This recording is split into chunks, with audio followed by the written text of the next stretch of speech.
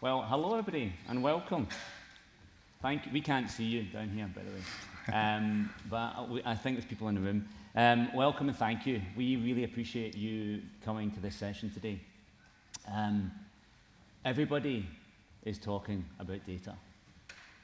A quick walk through the hall downstairs, and at my count, I count 21 booths, companies that are either in technology, data, intelligence, analysis, and those are the only ones that I understood. There's some stuff, those are the ones that were in English, I should say. So there's a load of noise and enthusiasm about this area of the industry. In terms of just getting specific, we are talking today about athlete data. There's many different types of data. There's performance data, there's commercial data. We are, in this session today, going to talk about how best to maximize and leverage the data the athletes are generating to drive on the field and off the field performance. So I come from a company called Kitman Labs, based on our experience working with over 700 companies. Every organization, every team is at a different stage of their journey.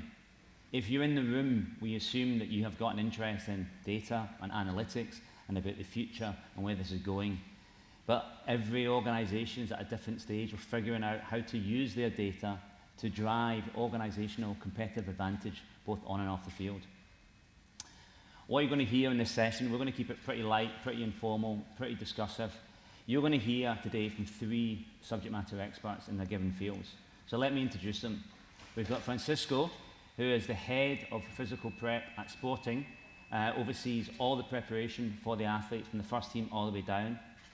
Gonçalo, who's the head of S&C at first team at Estoril. And then, certainly furthest away from me, we've got Jan. Jan is a performance specialist at the Feyenoord Academy. So we have two practitioners working at the first team at the top level, one across the entire club, one at the first team, one at the academy. So we have a breadth. And we have 2 teams battling it out in the Portuguese league, and then we've got our colleague from the Netherlands. And what we're going to hear is their perspectives, their experiences, currently on how they're using data, and what's working, what's not working. We want to keep this pretty real, so we're not just going to paint a rosy picture and say this is the panacea to all your problems. These guys are going to share with you their experiences about what's working and what's not working. So let's get right into it, gentlemen. Traditionally, clubs such as yourselves have relied on coaches and athletes. So the coaches have been the superstars with their experience and their insight, have trained the athletes, created the systems, created the culture in the club. The athletes have gone out onto the field to perform. Traditionally, if you had those 2 things right, you had a chance of succeeding. But ourselves, and because we work with you, we know you feel the same, data is faster growing as a source of competitive advantage. So let's just open up with, maybe Francisco, you'd like to kick us off. How do you see data at your club? And why do you and your colleagues think it's so important to what you're trying to achieve at Sporting? Okay. Thank you very much. Hello, everyone. Hola. Hello to Gonçalo and to Jan. We are actual rivals in this Portuguese league, but apart from that, we are friends and we are colleagues. So everything good. There was this discussion yesterday if we're going to start a fight or not, but we'll not. So about your question, data indeed is helping us because at the moment we can create and we do create, and I believe this is not just in the sporting industry, it's a bit in all industries, but we create standards. And these standards allow us to detect things that we need to get better on, things that, and when I say we, I say the players and us as a department as well, and we can design the program that suits the player needs. Specifically in the performance or the physical performance, it allows us to understand if a player is ready or not to play at older age groups. So if he's capable to perform at, let's say it's an under-19 boy, if he's able to play at the main team, if he's able to tolerate the training loads that the main team sustained throughout the week, how is the game comparison between under-19s and the main team. And because we collect the data, we can look at that retrospectively. So we can, and we collect a bunch of data that we don't report on a daily basis, but later on time, we can raise questions and we can reply or try to answer to those questions in just looking back at data. Okay, so we do quite a lot of that. So it's definitely helping the multiple departments that are involved in the player development to communicate between them and to create the best strategy to develop the player. If it's a youth player, to develop and make sure he's ready to perform at the main team. If it's a younger, older player, to be able to perform on the Saturday or at the game day. So definitely an advantage for us, the data. So you mentioned you're using data to understand whether the player's ready or not. The first team you talked about. An example was training loads. You also started your answer talking about standards and using data to drive standards. Can you give us an example of what type of standards you're driving using that data? Yes, so if we have a systematic way of collecting data, we can ensure that the data that was collected 2, 3, 4 years ago is at the same level of the data that we're collecting now. And for this reason, we can understand if our players are getting, for example, faster, if they are getting stronger, fitter, more resilient to training loads, more injury-free, and based on these standards, 3-4 year standards, we can, or data collection, we can then create standards. So when we look to a player, and this is in different departments, but in the physical performance department, if you look a 14-year-old that plays midfielder, we compare him against a 14-year-old midfielder standard. Okay, so we have the historical data that help us creating standards, and these standards are renewed every year. So what I heard you say there, what you're speaking to is, it's really standards of practice in your staff and the way you work, as opposed to necessarily focus so much on the athletes. A lot of what you touched upon was consistency and making, driving that. Okay, fantastic. Okay, well let's go to you, Jan, and tell us at Feyenoord, same question really. Yeah. What are your reason? Why do you value data and what you're trying to achieve? I think it really adds up to your answer, to be honest, because we gather all this data across the club. Right? You get lots of data points across all the players. Like we get their wellness, we get their match loads, we get their strength data, their performance testing. But from an academy standpoint, it's really interesting to see where players need to end up at the end of the academy, right? So that's, I think, the first point we need to touch on is that data can really provide specific goals towards which players need to develop. And these can be any type of goals, right? This can be terms of match load, sprinting distance, maximum velocities, acceleration load. And if you look at the top leagues across Europe, and if you look at the best players in the first team, then we can get really specific goals and really specific terms which we need to work towards to get our players to the top. But we can also look at data. Now, we're not only interested in the raw data, so to say, but we're also really interested in what this data tells us. So how was this data achieved?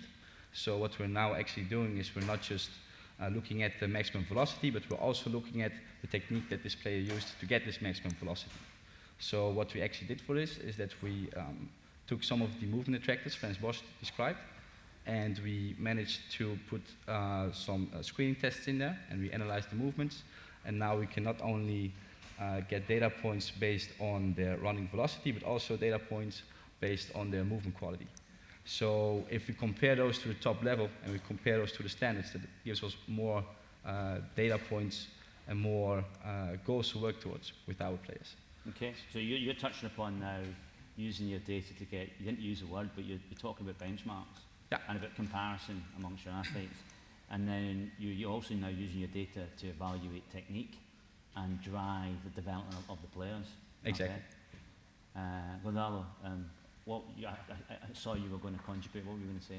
Yeah, well, thanks for having me here, and very happy to share with my colleagues here. We are not starting a fight because we are above. Coming back to the question, I think me being more directed with the first team and having to present some results, one of the key things that I think, and you kind of mentioned it, was the fact that the coach and the athletes, they have the ownership of the successful plan in a football club. And that is a big problem for the club because I don't know any coach that doesn't want to move to a bigger club in my position, or the player that want to go for a bigger club. So being where I am, and everyone wants to be more successful, and being successful, being out of here to a better club, because of course it's obvious. As a club, we need to evaluate what we are doing right, because if we are selling players, as we sold just one player to my colleague, which for us is a successful ambition, so it's what makes our club profitable, the club itself needs to have their data, because every time the head coach changes and all the athlete changes, we have to know and understand what we did right and how we can help the next coach that comes in to continue this successful path. Because for us, the successful path is the head coach and the players leaving the club. So we cannot be hostage every time that someone leaves the club. So I think that is a big part of having all backed up with data. Okay, so you touched on a point about repeating success, doing something right, but then being able to replicate it and repeat it and establish it. So even with that one question, you're all using data, but you're using it for different reasons, but you're using it to drive the change in the business. I mean, that all sounds well and good, and you know, that was an easy question to kick off with, but let's get into the reality of it. The reason that often the organizations, teams, clubs are looking at data is because you have certain challenges or frustrations, or things are not going as optimally. Let's talk about that. If you're comfortable, let's share with you some of the frustrations or some of the problems, some of the reasons that drove you to actually looking at to consolidate your data as a starting point, then to drive what you're doing in the team. Gonçalo, you're speaking last. Why don't you continue with that question? Yeah, I think that was the first really frustration that when I got to the club is like, okay, let's do a review. Let me try to understand what has been done so I can continue the path. And basically, there was no records mostly of GPS, because GPS is also brand new. So it was something that we had to start to consolidate. We had to start to create some database. And that is the first milestone for someone that is not from analytics. So we have our department, medical performance, and even the coach. So the coach, they have own their database that sometimes they share or they do not share. And our department started to build up a database. So we kind of went for analytical tryout, like let's try the intern to make all this data system. But yeah, it was really difficult. And we had to shift to a system, to a more developed system that we could already work up with. Because to do it from the beginning without the acknowledge was literally impossible for us. So in your situation, you didn't have any records of the past. It was really hard to then drive comparisons. So for you, the starting point was there just to get that objectivity in your data. Francisco, in your situation, what are some of the challenges, frustrations, or unique problems you're trying to solve, and how's data helping you do that? Yes, it's a bit similar to Gonçalo, actually. So when this physical performance and also medical department joined the club about 4 years ago, yeah, we didn't have much, at least in my department, we didn't have much data, historical data, and the quality of the data that was being collected, it didn't feel right at the moment. So we kind of start from the zero, and starting from zero with a lot of new stuff, a lot of ideas, can be sometimes, sometimes it's not a clear pathway. So we started a bit collecting too much too soon. The culture of the club, I wouldn't say, was ready to receive such data. Driven program designing, and yeah, so that was a bit of a frustration. We were trying, we were wanting to do things in a certain way, but we had to slow down and respect the good culture that was in the club, the good knowledge that other professionals and other departments had. And so yeah, I think that was the first frustration. Then yes, things start running a bit smoothly. Departments start understanding that all departments are there to help each other, making a player a better player, a youth or a professional. So it's should be the same mentality that drive our work every day. And we got to a point where we were, just collecting a lot. Each department was flying on his own direction. Everyone was using Excel for this, Excel for that. Some departments were a bit more advanced, and there was, I don't know, Python analysis with Power BI, but it was a bit all over the place because each department was wanting to become better and have a better impact on the player's life. And now we got to a point where we still collect a lot of data, but we keep it simple. We report the things that are meaningful for the situation and for the person to see. So we don't report the same data to the same or to different peoples in the same way. So we do a bit of interpretation of the data and reporting of the data a bit differently. But yes, we are moving in the way of centralizing the data rather than each department trying to solve their own fight. So those were a bit the frustrations that we went through during this maturation phase these past 3 years. So, and if you go to any of the sessions by the great speakers on data analytics today, you'll hear of silos, you'll hear of information in people's heads, in people's laptops, you'll hear of people making decisions in complete data sets. Now, what you've alluded to there is, you said centralization, consolidation of the data is something that you've undertaken. You talked about trying to collect too much too soon. You talked about the football department wasn't ready. Now you're at a point in that journey where you've consolidated your data. What are the benefits? What have you seen so far?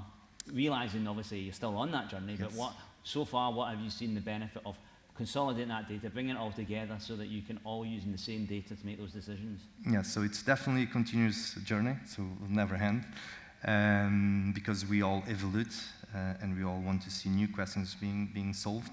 But for me, it obviously speed up the dialogue between the different departments. It also challenges the different departments to have accurate and up-to-date data from 360 view. So if a player, for example, is getting maladaptations from the training program, I have to understand why. And from a physiological standpoint of view, the reason might be saying, oh, he's training too much or he's training too little. But it goes so much, it's so much more than that. So he might not be sleeping well because his girlfriend broke up with him, or I don't know, they fight in a conference, for example. So yeah, this consolidation of the data help departments to talk and engage departments a bit better and facilitate speech between departments, and it brings more clarity to what each department is doing and until where each department is going. So yes, I think it's the biggest. So you started that by saying the word challenge departments. Now we love a bit of confrontation. How does that work? I mean, in reality, how do you challenge another department, and how do you use data to do that? I mean, it's just, I mean, we are humans, we follow by example, and if we see other departments being a bit more creative on the way they report data, we might want to follow that. If you want, if you look at some department report and you look, it's really intuitive, it's clear the message that they want to pass, you might look to what we're doing and just rethink. We embrace all other departments in multi-departmental meetings to challenge in a good way, obviously. So I think it's just that it's not something specific. It's just the notion, the understanding that all departments are moving forward. Okay. So I definitely don't want my department to be sitting back. Okay. Okay, so one of the other buzzwords we hear a lot about is collaboration, getting people to work together using the data set. Yeah, and let's come back to you in terms of what sort of insight or what lessons learned can you share with using data between, let's start with the performance staff to start with, and the coaches, the people who are the interface between the players and what you're doing. I mean, how's that working, what's not working around using data to have those conversations? So, like I said, there's many different departments, many different specialists, like they all have their own view on which data is most important. And for example, I know our medical staff, and the performance staff together, they talk a lot to the coaches when it comes to like acute decision making. But when it comes to me, and I'm mainly concerned with player development, then I can really use data to talk to a coach to highlight certain aspects I want to develop within a player. And I think to really put this well, if we manage to put like football action centered within the data. So I'll give you an example out of practice. I see that this guy is performing, or this player is performing pretty poorly on his 30 meters, or his maximum velocity is lower than he should be reaching. Then instead of going to the player directly, I often approach a coach to see what he thinks this player needs to develop in within his football, right, within the football actions. And then oftentimes, if it's a winger, for example, and he's a bit slow, then he will often come back to me and be saying, okay, he's got a good touch, his one-on-ones are pretty good, but if he gets a through ball, then he's just too slow to get to the through ball, right? And now I can use the data that I've gathered, whether it's in performance testing, jump testing, sprint testing, movement analysis, and I can say, okay, we actually see some things in our data that is confirming the thing that you're seeing, right? Because he's maybe running 31 an hour, but he should be getting into 33. And then by really diving into the data and figuring out what is causing this problem, you can really get into really good discussions with the coach, what to focus the player development on. Okay, so you talked about relating the data to football-specific activities there. You've talked about something that does work. What doesn't work? When it comes to data in the coaches? Yeah. I don't think coaches care too much about just isolated data. Like you can't just make down lots of performance testing data and lots of GPS data and whatever and just present them with a whole sheet of numbers, because that doesn't tell them anything, right? The data should be informing them about something that's happening on the field, and choosing the right data to present to the coaches and drawing the right conclusions out of it, which is useful for the coach. That's what should be happening. Okay, so one of the key things you talked about, collecting data. There's a very sort of a management classic book called The Knowing Doing Gap. There's knowing and there's doing. So how, any of you can answer this question, but how do you take data, add context to it, and actually drive meaningful action in the coaches? Like how you mentioned, we're not just collecting data for data's sake. So there has to be some meaningful action. Yeah. What have you learned that works with the coaches, and what have you learned that doesn't work? Gonçalo. That's very interesting, because it's a try and error. Every coach is different, so every approach that you have to do with the coach is very coach dependent. There are some coaches are more open up to see the reports and actually go through them. Other coaches just want more direct answers and yes or no and go for it. So here, in my experience, I came across with coaches that were. They actually like data. They see ball possession all the time. They see corners. They see statistical match analysis data all the time. They are just not so used to do in my part, the physical data in contest. So this is our job. The report itself is like our ammunition. It's something that we're gonna pull out when it's needed, but the first approach is gonna be speak and talk about it. And I have one example would be, I asked to the coach what his conceptual weekly programming. So the head coach already knows what he's gonna do on a Monday, on a Tuesday. He already knows that. And I just bring that into data context. So if he told me that he has some physical objectives, actually to technical, tactical objects, that objectives are physical objectives as well. We can match those two concepts easily. So once we have those concepts easily, it's easier to talk with the coach and say, look, When I ask you to do this, is most of the times to stick up with your plan. So we are actually going to make sure that your plan, what you ask for in the beginning, is going accordingly. Another ways is also talk their language, talk about match-related performance. So if the head coach want to know how's the volume, the weekly volume, if you talk about, look, this is 50% of the match volume, it's much more easier than you just throw out 5 kilometers, the players run 5 kilometers today. So that would be much harder for a coach to understand. So it's just a matter of interpreting and understanding the coach and give him something that he actually understands. But data is our weapon, I would say. But of course, if we don't do it right, can backfire easily, because if we use data and we use it wrongly, some other guy that is out there is going to listen to us and can say, look, but the way that you collect it is wrong. All the meaningful insights that you are doing, they are all biased. So you have to make sure that the data that you collect are right, so you can use it properly. Okay, so you're starting to get into the areas of, like I said, many of us present this as if it's a walk in the park, it's a really easy thing to do. I mean, let's talk about lessons learned. Let's talk about, you're all at different clubs, you're all at different stages, but you're all using data as a source of competitive advantage. We talk about analytics, and analytics really for us, when we talk about it, is really the insight you get from working with the data that allows you to answer better questions. That's what analytics is. Data is the raw source of that. You all are at different stages of asking different questions, but like, what are some of the lessons you have learned at your clubs about using data to drive analytics, to drive meaningful organizational change? What have you learned along the way that you wish you knew then what you knew now? Francisco, maybe you want to kick off that? Yeah, I talked a bit on my frustrations, so I would say what I would do now differently from the past is I would probably start from, it seems a bit obvious, but from less to more.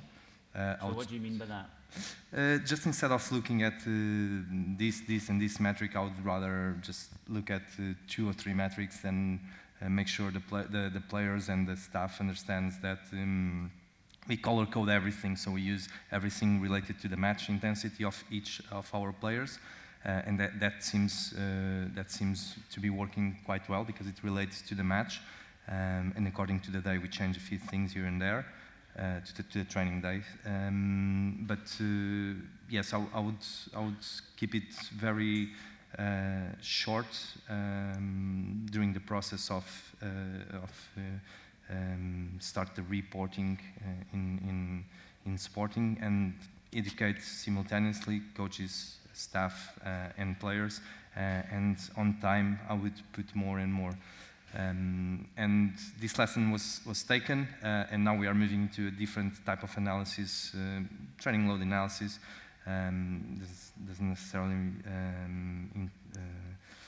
interest what, but the thing is that now we're gonna bring the main team coach. So we started with trialing it with the main team, that type of analysis. Then we bring the main coach to explain to the other coaches on the academy how we're using data, and only after that we're gonna put that bunch of extra data on our daily report. So what you're talking about there is really about how you drive organizational change. You said Yes. you use the head coach, Yes. get him or her brought into it first, get them comfortable, Yes, then when exactly. it's successful, it then Go filters through. through the club, and that's something that's working.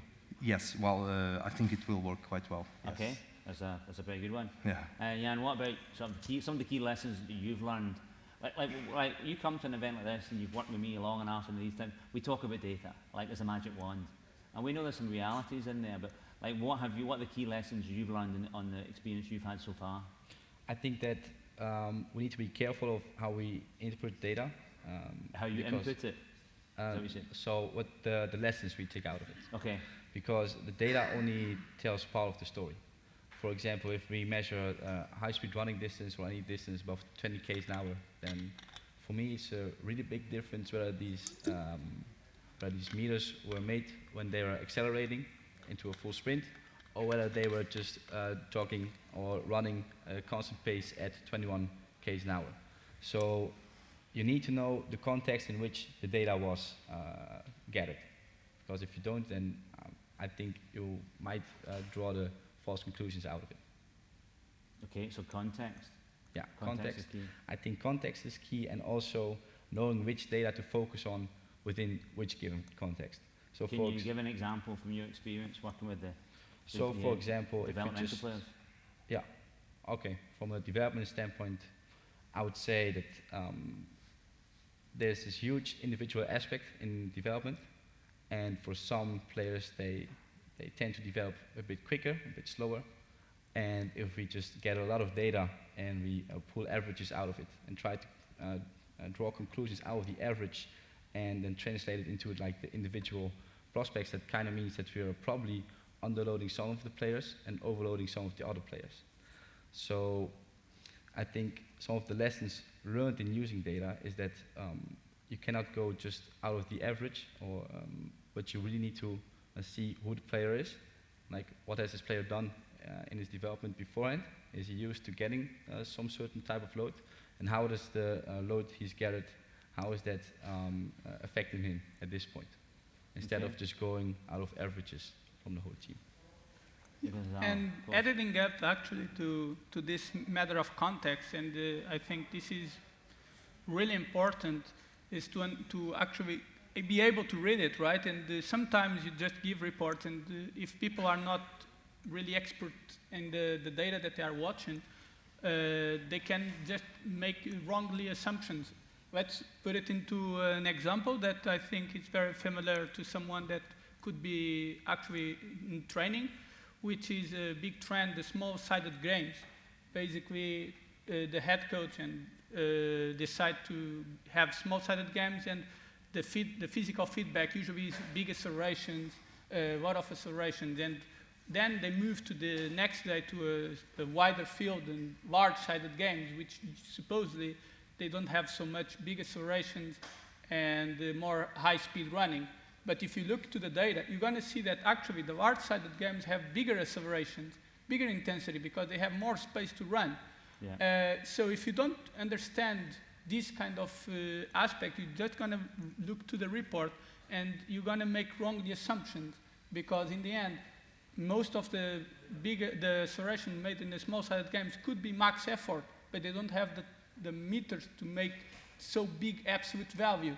And once they go to the large-sided games, they could have a bigger absolute value, but not so big intensity in related to this max effort.